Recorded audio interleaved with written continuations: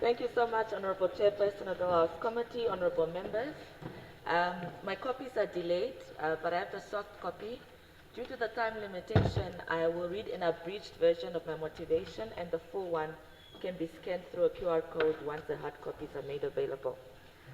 Honorable Chairperson, as I rise to motivate Vote 29, Information and Communication Technology on this day, I want to speak on the backdrop of the World Press Freedom Day celebrations being held right now in Brussels on the occasion of the inscription of the 1991 Windhoek Declaration into the UNESCO Memory of the World Register. This is a huge milestone for Namibia as we are being recognized for our role in upholding press freedom in this country and how we set a great example for Africa and the rest of the world. Congratulations to us as a Namibian nation.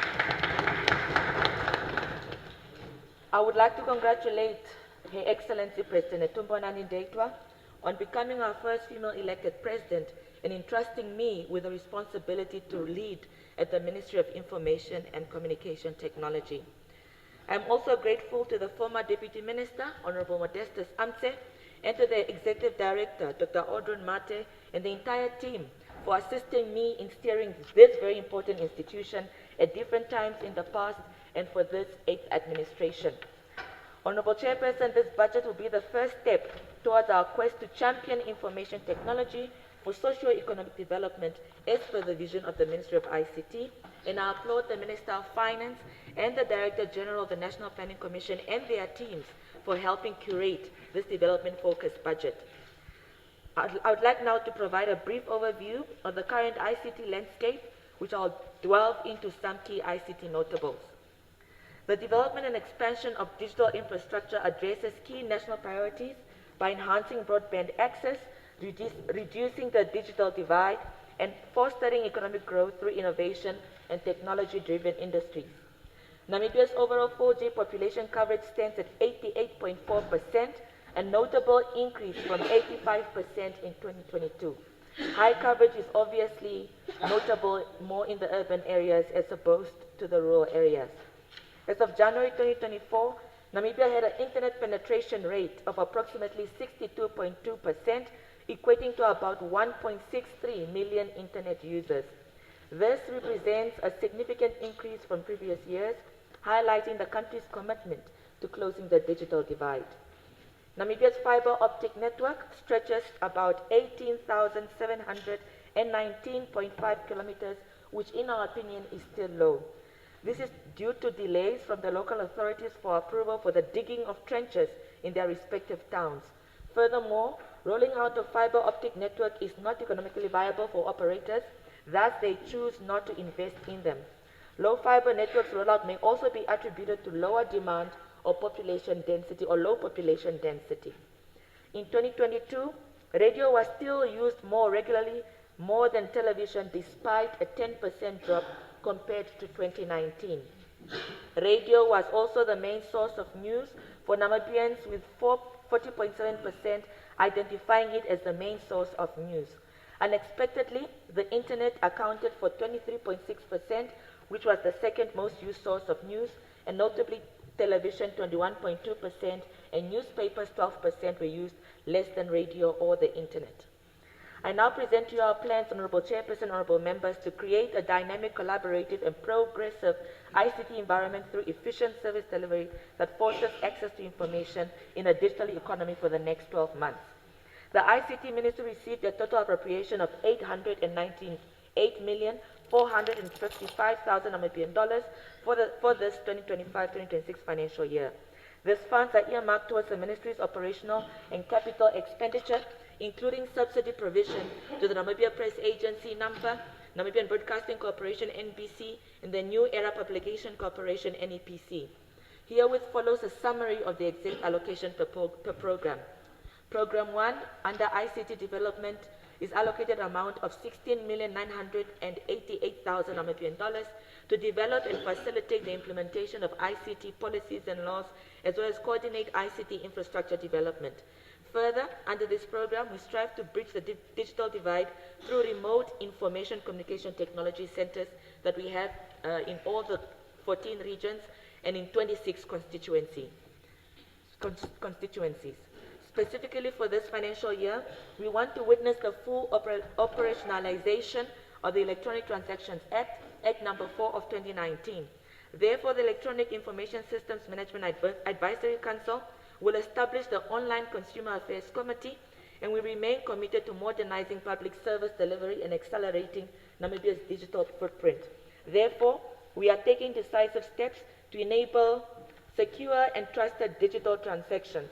The implementation of secure and accredited e-signatures will allow for the digital validation of documents across government and the private sector, significantly reducing reliance on manual processes and handwritten signatures. Furthermore, 40 million Namibian dollars will be dispersed to CRAN, the Communications Regulatory Authority of Namibia, for the establishment of radio access network sites through the Universal Service Fund.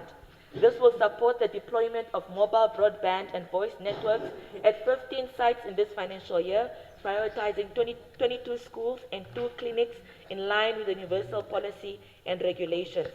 These sites will be at Omuhongo Clinic and Epembe in the Hangwena region, Okankolo in the Oshikoto region, Nehari and Pingana, Onaena and Okankolo in the Oshikoto region, Ruakana in the Musate region, Mukwe in the Kavango East, Ompompo Clinic, Epupa and Oporo in the Kunene region, Linyati and Kabe South in the Zambezi region, Kalahari in the Maheke region, Beerseba in Karas region, and Matako and Tsunkwe in the Chotanjupa regions. This will also include the provision of public Wi-Fi hotspots at all these RAN sites. I must clarify, Honorable Chairperson, that this list is not exhaustive, and we endeavor to expand to as many constituencies with poor or no network coverage in this financial year with our partners such as MTC and Powercom. Program 1 will also cater for the continued operations of the Namibia Cyber Security Incident Response Team, short for NAMCERT, as the focal point for cybersecurity matters in the country, while the National Cybersecurity Strategy and Awareness Raising Plan will be implemented to promote safer online behavior and instill a culture of cyber hygiene among our citizens. This will include the development of the model for organizational cybersecurity hygiene policies and child online protection guidelines or toolkit. The Cybercrime Bill, honorable members, and amendments to the Communications Act will also be tabled in this Parliament in this current financial year, and we ask for your support. Honorable Chairperson, honorable members, the Ministry undertakes to finalize the reviewed national broadband policy to increase the broadband speed from 2 megabits per second to a minimum download of 25 megabits per second and 3 megabits per second upload speed. Of late, matters relating to the protection of citizens' rights to privacy and the issue of personal data protection has been paramount interest to all of us.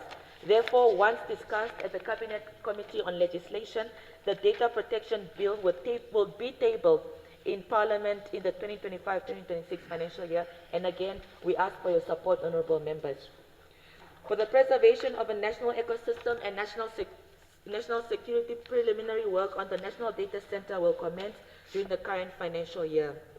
We have also undertaken to look at data costs, the cost of devices such as smartphones, and the availability of skills in the country to ensure that we have a secure internet space. Lastly, under Program 1, we intend to implement the directive by Her Excellency the President to develop a database of information technology experts in collaboration with relevant stakeholders, as stated in Her Excellency's recently delivered State of the Nation address.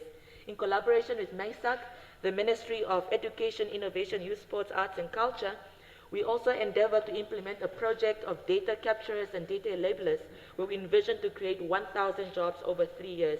The project is called Project 1000. Program 2, Honorable Chairperson, Honorable Members, is allocated 21,209,000 Namibian dollars to enhance unhindered access to information through coordinated government communication, as well as the timely and effective communication of government policies, programs, and projects to the public. Through the Nationhood and National Pride program, the Ministry will soon roll out the behavioral change communication campaign themed hashtag #NGPV Namibia to address growing incidences of GBV in our country, and we are embarking on this project alongside the Ministry of Gender and Child Welfare. The ministry will also champion campaigns such as ethical use of social media, anti-poaching, national symbols campaign, and a Clean Up Namibia campaign. To ensure uniformity and consistency in government branding and communication, we are finalizing the Government Corporate Identity Manual.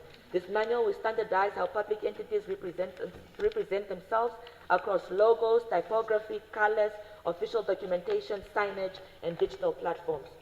With the enactment of the Access to Information Law and its accompanying regulations, we have made budgetary provision to ensure that the implementation is not only legally sound, but also practically feasible. Our ministry has now passed on the baton to the National Assembly to ensure that the Information Commissioner and his and her deputy are appointed as per the law. We have also embarked on a project called Brand Namibia, which is an outward-looking initiative that aims to promote a positive image about our country. We have embarked to collaborate with MICT, the Ministry of International Relations and Trade, the Namibia Tourism Board, and so many other stakeholders. Honorable Chairperson, honorable members, an amount of 27,500,000 Namibian dollars is allocated to New Era to ensure access to credible and timely public information, particularly in regions with limited digital infrastructure. The budget will go towards existing circulation systems, which will be upgraded to add additional functionality that will enable the company to manage the distribution. Under Program 3, we have also allocated an amount of 81,913,000 Namibian dollars to provide a range of multimedia products and services. I'm now summarizing because my time is going. The ministry also has allocated 7,500,000 Namibian dollars to the Namibian Film Commission Secretariat for the Namibia Film and Video Development Fund.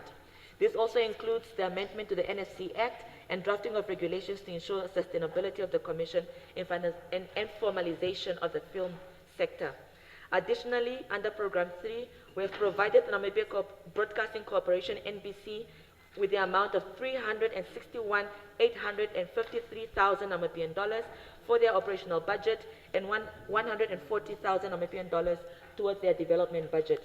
This goes to direct costs, which account for 26% of NBC's operational budget, and since NBC has onboarded temporary contract employees that they had, which have now become permanent employees. Some of the programs where this money will go to is a dedicated parliamentary coverage, which is a dedicated television channel to be introduced for parliamentary proceedings, education and priority content, local content commissioning on television and radio, and the coverage of national and special events. Program 3 also has a provision allocation of 27,706,000 Namibian dollars to NAMPA to embark upon news and information dissemination initiatives that will effectively ensure that the Namibian story is told comprehensively, accurately, and objectively. Furthermore, as directed by Cabinet, the Ministry will undertake to consolidate the Namibia Press Agency and New Era Publication Corporation into one entity. Therefore, the merger between the two entities will be done since this financial year.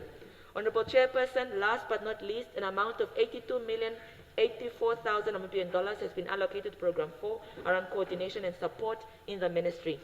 Furthermore, this program is allocated a total of 79 million Namibian dollars for the construction of our regional offices and envisaged head office.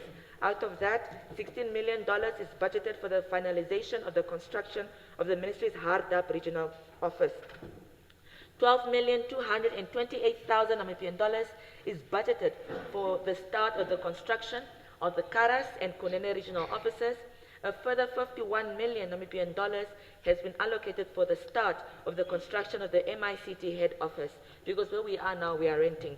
The latter project, which is our head office, started in 2016, but however was put on hold due to economic challenges. But right now, the groundworks have been completed, the documentation is done, the plans are in place. It's just that this amount of money will now start with full construction. Honorable Chairperson, honorable members, I am pleased to submit Vote 29 to this August House for perusal, discussion, and endorsement. Thank you very much for your kind attention. Thank you.